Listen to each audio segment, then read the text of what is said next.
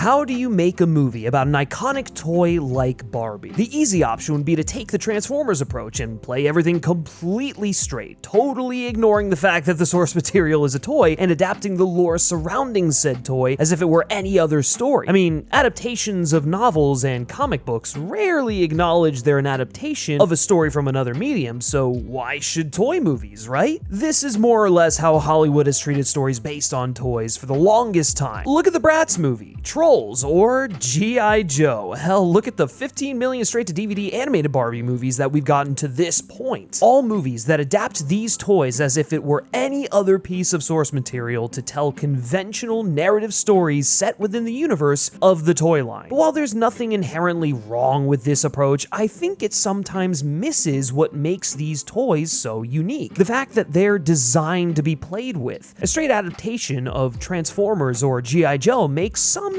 semblance of sense because you're basically just adapting the cartoons that spun off from the toys, but in the case of most toys, the specific backstory of the toy isn't designed to be a conventional narrative. It's a jumping off point to encourage play. Likewise, the toys themselves aren't typically characters in a conventional sense. They're empty vessels for children to impose their own stories and personalities onto. So while you could easily make a serviceable Barbie movie about Barbie as a human woman with a near limitless set of skills going on adventures with Ken and her friends in Barbie Land, it kind of saps Barbie of what makes her unique. Barbie hasn't endured for decades because of the paper-thin lore Mattel have woven into the brand over the years. She's endured because for decades, children have used their imaginations to bring her to life and populate her world. Furthermore, a Barbie movie that ignores her impact on our real-world culture might as well be a movie about any random woman. Barbie is so much more than just a children's doll. She's a cultural touchstone, one that is equally beloved and reviled for what she represents, and to ignore that would be to pass up one of the few stories only Barbie could tell in favor of a safe movie that strips the brand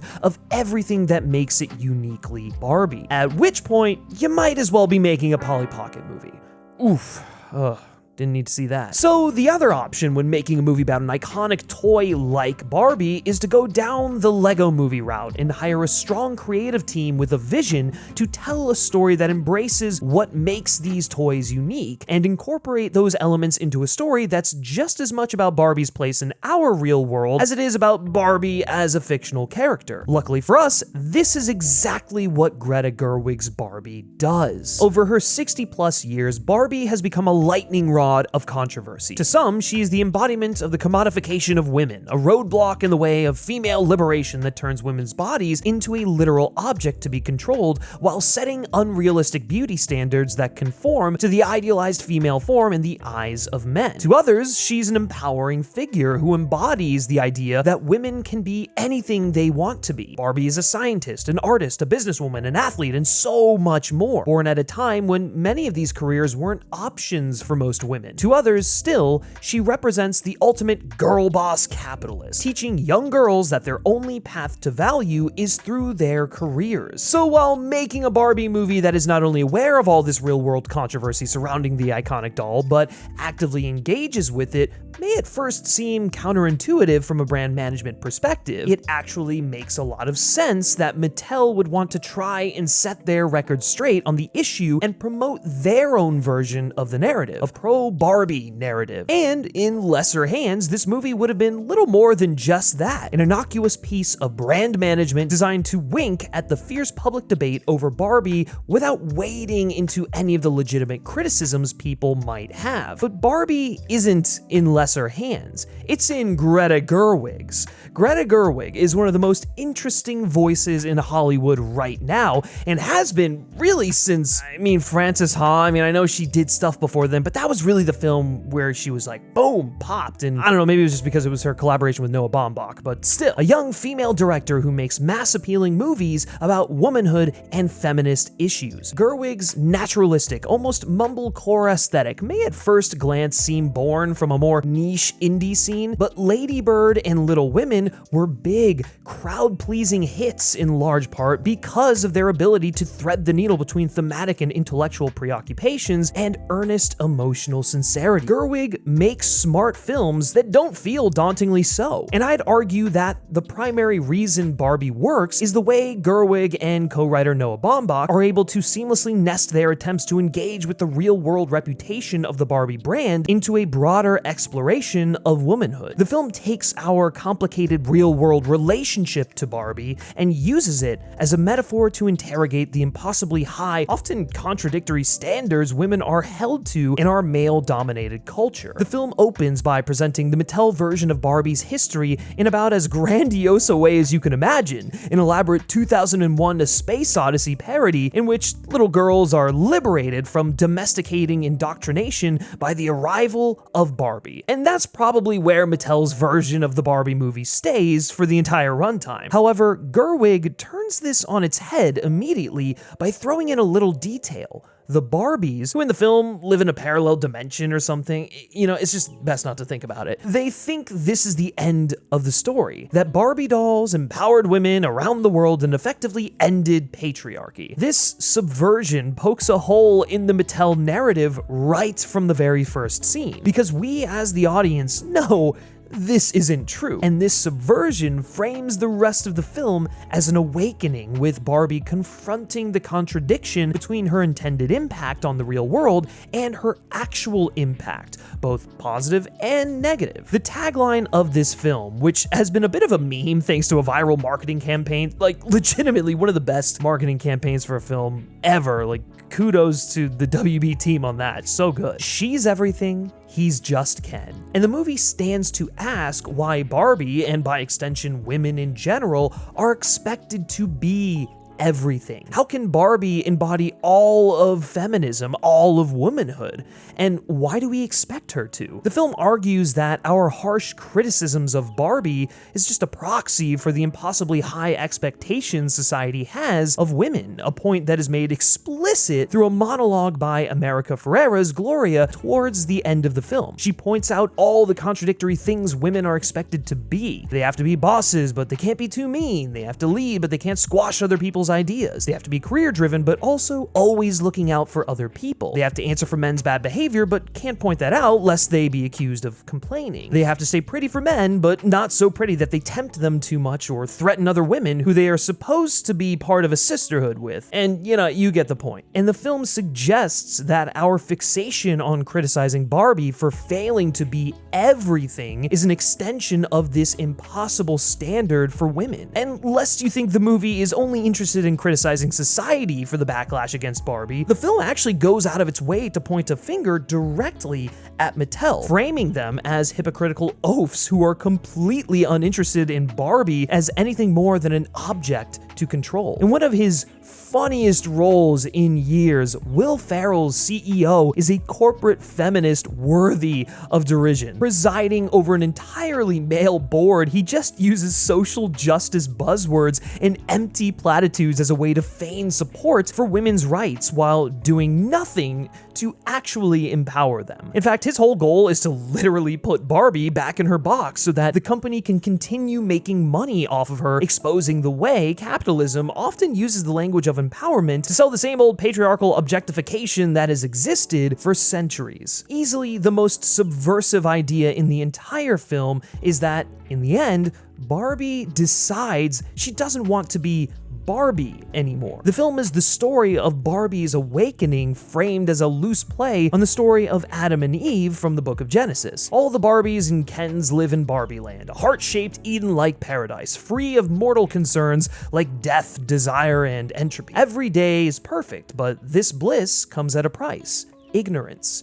Not only do the Barbies not understand the full extent of their impact on the real world, but they are unaware of their own exploitation at the hands of Mattel, forced to live the same life over and over again to uphold the system that keeps them caged. We've all heard that life in plastic is fantastic, but what this film presupposes is maybe it isn't. Once Barbie starts developing self-awareness thanks to Gloria's decision to start playing with her again to recapture the nostalgia of playing with dolls with her daughter, daughter, who has become an emotionally distant teen, Barbie is faced with a choice: eat from the tree of knowledge or stay blissfully ignorant. She ventures out into the real world with the intention of preserving her idealized plastic life, but winds up eating from the forbidden fruit and acquiring a taste for it. She recognizes that the real world isn't perfect and is actually quite unfair to women, but she wants to be a part of it regardless. After eating from the tree of knowledge, she simply can't go back to ignorance. She is forever changed and would rather live in the real world and work to improve it than return to her idyllic life as an abstract concept wrapped in plastic for people to see. In the end, the CEO of Mattel tries one last time to force her back into the box,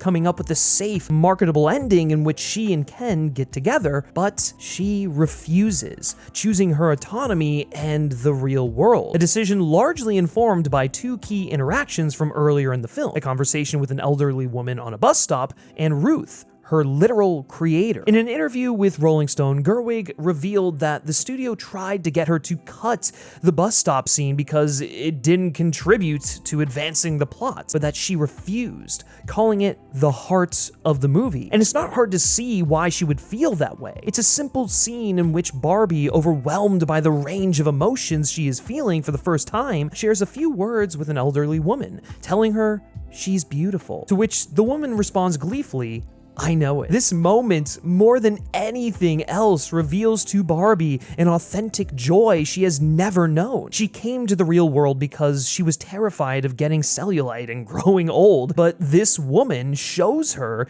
that her fears are misplaced and that aging is a beautiful, inevitable part of life. Women are so often told that aging is the worst thing they can do, yet this woman embodies a defiance of this attitude, and it inspires Barbie to reflect on her own anxieties. This is compounded by her interactions with Ruth. For all the conjecture of what Barbie is meant to represent, she reveals that she made Barbie out of love for her daughter, Barbara. Barbie was the physical manifestation of her hopes and dreams for her daughter, a symbol of the labor of love that motherhood represents, channeling her dreams into the hope that her daughter would get to be more than she could, that she could be anything she wanted to be. In the end, Barbie asks Ruth for permission to leave Barbie Land, but she never needed her permission. Her ability to make that decision for herself was the whole reason Ruth made Barbie in the first place. It's such a sweet moment that affirms the pure intentions behind Barbie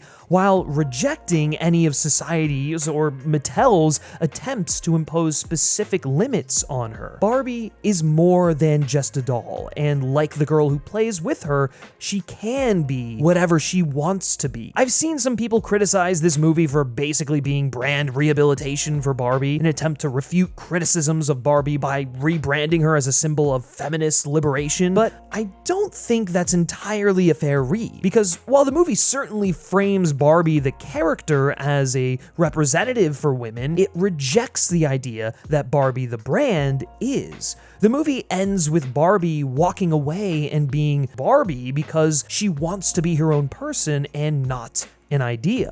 The film believes in Barbie, but is also incredibly critical of Barbie. While characters like Sasha, Gloria's daughter, appear on first blush to be a straw women for the movie to prove wrong, labeling Barbie a fascist who is bad for women, the movie ends up taking her side. Not that Barbie is a fascist, which truthfully results in one of the funniest jokes of the entire film, delivered beautifully by Margot Robbie, but that for all the good intentions behind the idea of Barbie, it can and has had a negative impact on the way women see themselves, including Barbie herself. Barbie doesn't stop being Barbie just because she wants to live in the real world. It's because she can't live in Barbie Land anymore. She can't be an object. The movie celebrates what Barbie is while admitting that it can't ever be the tool of liberation, regardless of what some faux feminist Mattel CEO would like you to think. It's a far more nuanced point than I ever would have expected from a Barbie movie, and while I commend Mattel for giving the filmmakers freedom to paint their flagship brand in such a critical light, I don't think they would have willingly opted to go there without a voice like Gerwig at the wheel pushing for it. Another area Gerwig's feminism shines through in this film is in its handling of Ken. And no, I don't mean because the film villainizes Ken and the concept of patriarchy. No, that. There's been a lot of noise online about whether Barbie's feminist politics make it an anti-man film. A lot of this noise coming from the same handful of usual suspects. It's just bullshit. Barbie doesn't hate men, nor does it hate Ken. The film actually loves Ken despite his flaws, just as it loves the Barbies despite theirs. Feminism isn't about elevating women over men, and the patriarchy isn't strictly about the ways in which men subjugate women. Feminism is about equality between the sexes, and the goal of ending patriarchy isn't just about the liberation of women, but men too. Patriarchy is just as much a constraint on men as it is women, and this is something Barbie recognizes via Ken, who comes to the human world and embraces patriarchy after years of living under a matriarchy in Barbie land. The film argues that Ken's embrace of patriarchy is a reaction to feelings of disempowerment, or at least the fear of being put in that position. After years of building his whole personality around his attempts to earn Barbie's validation, Ken fuels that resentment into getting back at her, bringing all the most toxic elements of patriarchy back to Barbie land and inverting the status quo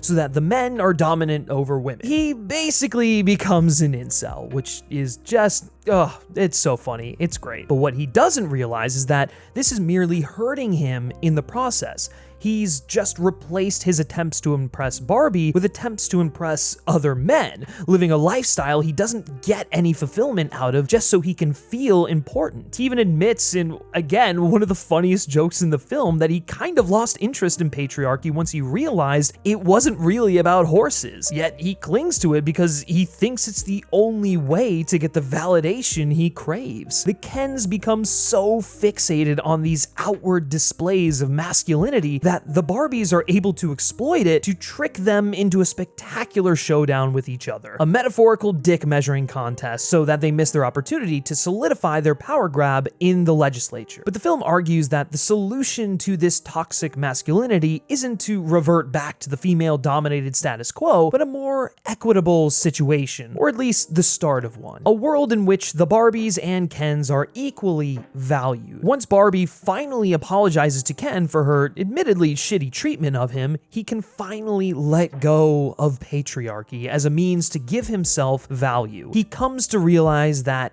he is enough and starts his own journey of self-awareness the way Barbie has. He's just Ken, and there's nothing wrong with that. And even though it hurts to accept that Barbie doesn't reciprocate his feelings for her, that rejection doesn't define him, just as his desperate embrace of patriarchy couldn't fill the void the way he had hoped it would. The Kens have spent the entire film thinking their existence only has meaning if they have the attention and affection of a Barbie. But that isn't true. They have value in their own right and a lot to offer the world, just as every man does. Companionship and love are important. They're wonderful things, but they also don't define someone. It's not unhealthy to be sad if a crush or even a relationship doesn't work out. The movie argues that men should feel comfortable letting their feelings out, but it becomes unhealthy if your response is to objectify people, to treat them cruelly, or to treat yourself cruelly. This film loves men just as much as it loves women and everyone in between. It wants men to be better to themselves and embrace a healthier form of masculinity, not only for their own good, but for the good of the world, because the first step in ensuring a better world for women is to helping men realize they don't need to be a certain kind of man to validate their gender. Ken is the avatar for that exploration. It's also the source of a lot of the comedy in the film. Ryan Gosling, oh my god, I love Ryan Gosling in this film. He delivers an all-time great comedic performance as Ken. Not since The Nice Guys has a filmmaker given Gosling the freedom to flex his comedic chops like this. Almost every single one of his lines is genuinely laugh-out-loud funny, thanks to his delightfully idiosyncratic delivery and his willingness to lean into the physical comedy of the role. He's a perfect foil for the effortless grace and sincerity of Margot Robbie's Barbie. Playing Barbie is a bit like playing Santa Claus in that she is so iconic it would be hard to inject any personality into the role without feeling like too big a deviation from the core idea. But Robbie manages to be the physical embodiment of everything you would expect Barbie to be, while still finding moments to inject real humanity into what could easily be a very superficial role, both through her deep existentialism and well-meaning naivete. Barbie and Ken's attempts to navigate an incredibly hostile real world for the first time is possibly one of the funniest 15 minutes I've experienced in a movie theater in 2023, just straight up. The film also makes smart use of SNL alums Will Ferrell and Kate McKinnon, who can easily be grating if used in the wrong way, but both steal the show in their limited screen time. This is easily the funniest they've been in years. And the film also manages to wring as much comedy out of the Ken's awkward one-upmanship. Simu Liu and Kingsley Ben-Adir in particular navigate the daunting task of not fading into the background whenever Gosling is on screen, each delivering thoroughly enjoyable moments. The Matchbox 20 campfire serenade of Push is an all-time hilarious bit that turns a campfire into an elaborately choreographed sing-along, while I'm Just Ken might genuinely be the best bit of song and dance I've seen in a movie since, I don't know, La La Land? And if you know me, I don't make my La La Land comparisons lightly. But this was some of the most impressive and entertaining filmmaking I have seen all year, effortlessly balancing comedy shtick with genuinely impressive choreography. I mean, geez, if I had one complaint, it's that I wish there had been more of this throughout the movie, because this moment, along with the elaborate dance number to Dua Lipa's catchy Dance the Night, prove that Greta Gerwig has a spectacular Hollywood musical in her, and I need to fucking see it right now, right this second. I don't care if it's a Barbie sequel or whatever, I want to see it. The gorgeous Technicolor production design only further compounds this classic movie musical vibe, evoking the stunning vibrance of classic Golden Age musicals to reflect the artifice of Barbie's idealized world. Barbie Land is a perfect one-to-one translation of the iconic Barbie playsets, cars, accessories. Gerwig's passion for Barbie is evident in the attention to detail that went into making everything just right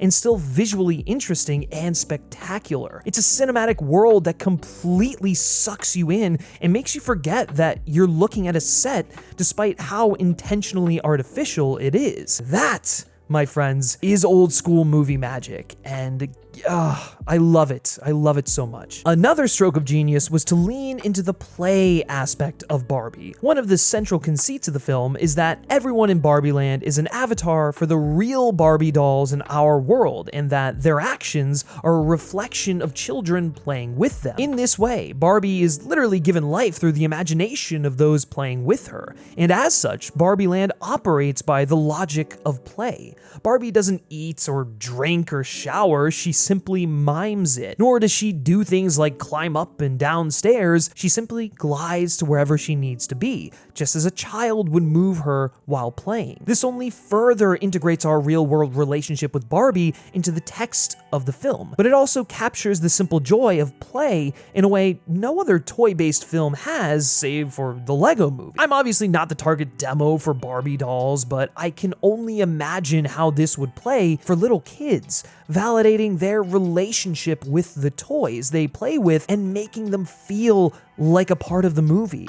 It's a really beautiful touch that, again, I think the film would have lost had they played it straight as just a story about Barbie going on an in-universe adventure. Barbie is a staggering achievement that solidifies Greta Gerwig as one of the most interesting mainstream filmmakers working in Hollywood today. The fact that she was able to turn what could have been a soulless, cynical product designed to advertise a plastic doll into one of the most human, personal films of the year is a testament to her ability. If box office receipts are anything to go by, which they aren't, but let's just bring it up here, we are most certainly living in a Barbie world this summer, because that thing, oh my god, this movie is hitting $1 billion at the box office, and that's insane. But the world only exists because Greta Gerwig created it, and I can't wait to see what world she dreams up for us next.